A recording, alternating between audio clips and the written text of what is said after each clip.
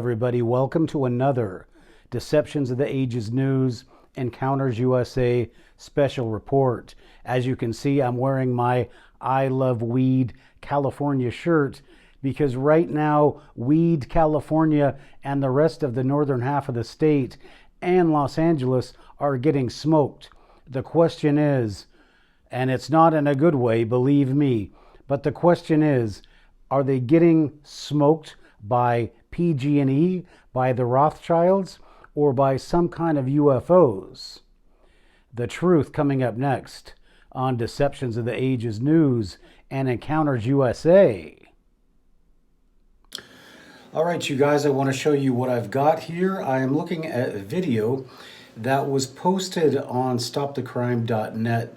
I hopefully will have Deborah Tavares. She's supposed to call in today. She's at the fires right now, and she's going to call in with an update that I hope to be able to include with this video. But if not, this is pretty crazy stuff, and I'm just going to post this if I don't hear from her today and try to get her on later on. So let's go ahead and take a look at a video here. And this was posted from a video that was posted on Facebook, and the video was the camera footage from the observatory in Nevada. So I suppose this would be across the Sierra Nevadas, across the border. And so what you're looking at here is you are looking at Mr. Kostelak's right now you're looking at his video editing software, because he's going to do a couple of things that are really interesting with this footage. So he's just going to take us through some of this stuff, and he's going to point out some rather bizarre things. So let's just go ahead and watch as he goes through the footage. Now, what you're looking at here and what he's explaining is that this light you're looking at, this is an electric light. It's like a street light. It's a very bright light. And all the lights you see around are electric lights. Now, in the sky, you are going to see aircraft that you can see from the speed of the aircraft that obviously that this footage has been sped up. But the focal point here is we just want to look at that bright light, and what he's pointing out now is that there are some cars, and he's pointing out the other electric lights, etc., etc. But now, as you can see, he's focusing back on this light. Now, this is an electric light. It's not a fire, it's an electric light. So just watch as we see what happens. On the left, just below it, there is a car approaching, and what he's doing is he's basically, reversing the footage. Now, what he's pointing out here is the aircraft, and the speed at which the aircraft are traveling in the footage. So you can see everything is fairly speeded up. It is not at normal speed, so he just wants to point that out because the camera that's taking this is obviously like a time lapse. Maybe it's taking a shot every 3 seconds or something, but that's going to be important as we continue to watch.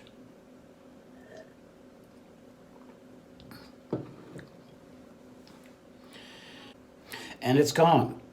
Now, the light has just gone out, and now it's back again.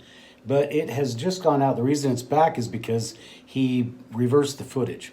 But it's gone, just like that. This light is out, but all the other electric lights in the area are still on. Now, notice that there is a light that immediately starts up, right? Now, it's a very small light, and this is what we assume is going to be the fire. Now, look right here to the left. I'm sure Mr. Kostelak is going to point this out with his cursor as well. But you can see that there is an object approaching from the left. It is in the sky, and this is going to take a few minutes because he kind of draws this out a little bit to make sure you understand what you're looking at. But this light is going through, and it is approaching this area where this fire has suddenly broke out. Now this is going to take a few minutes, so just be patient with this, because this is very important to see what happens with this fire as this plane, and I'm not going to say it's a plane, it's actually a UFO.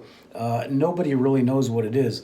It's not a plane because, as the Mr. Kostelak points out, it's huge. It's a huge object in the sky, way bigger than any known aircraft of ours. So here comes the object. It's coming closer, coming closer. Notice how it's going in and out. Maybe it's not syncing with the camera, but right now as it's overhead, watch this, bam! Just like that, there is a huge explosion as that thing gets directly overhead. Now remember that as we go into more of this footage. So what I'm going to do now is, because he's going to take this back and show this over again, but I just want you to remember that when this airplane, or I keep saying airplane, when this object flies overhead, that thing basically, that small flame basically erupted. Now, what would do that? The first thing that we need to look at is if that is a conventional aircraft. Mr. Kostelak doesn't know this, but a conventional aircraft like an F-15 or a bomber, they actually drop their bomb a mile or so from the target and let the momentum and the kinetic energy involved with the airplane just drop that thing and guide it onto the target. So that could very well be why this thing gets right over the object and then it explodes, because that bomb was released a long time ago, maybe a few 10 seconds, and then bam, it's down on the object as the plane is overhead. But aircraft don't normally fly into their own destruction path. Normally what they do is they drop the bomb and then they peel off so they can get footage of it from their underneath carriage cameras. So whatever this thing did, it flew right over the target, and when it was over the target, as you can see here, this thing just erupts. Now, what Mr. Kostelak is showing you here is the thermal, it's a thermal program or something, but as you can see, when that thing came over, there was no smoke originally, but once that thing did its thing, then it started to smoke.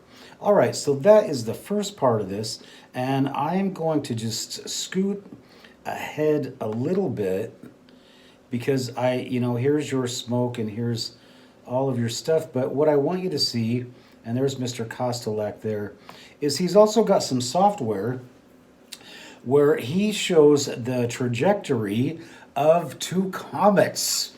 Two comets are getting ready to cross paths with each other, and where do you think they cross paths? I'll let you think for a second before you make your guess. And bam, right there, right over where the fire started. So in other words, what happened was you had two space objects that were lined up, and then something below them. Was it our object? Was it our craft? Or was it a UFO? But for some reason, when those things crossed each other in their path, this explosion happened on the ground. So you can think or say whatever you want, but that happened. So the question is, why and how did it happen? Is that one of our craft, and was it directing this cosmic energy, the whatever energy is involved with these comets? Was it being directed? Was this a coincidence? Was this a UFO? Now, Mr. Kostelak points out in his video that this aircraft is huge. It's much bigger than any airplane. So whatever this thing is, it appeared at the same time that there was an explosion on the ground that started these Sonoma fires. This is not a conventional aircraft, and the people who were filming this at the observatory, they were zooming in and out, watching this aircraft, trying to find out what it was. So, or at least trying to get it on camera. So what is this thing? How did it start this fire? And what does it have to do with these two comets crossing paths? These are things that we have to find out. So hopefully within the next few hours, we're going to hear from Deborah Tavares, and we're going to get some more information about what's going on up there at that site.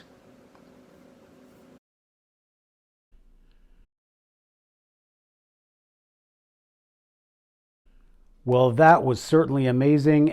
So you, my friends, you better be careful if you're in the northern part of the state. It is coming down, and it is coming down fast. If you don't know what's happening, read my book, Deceptions of the Ages or The Rainier Paradigm. They're both going to tell you exactly what is happening and with this forced migration into Washington state, who's doing it and what's going on. And let me tell you, it's really frightening.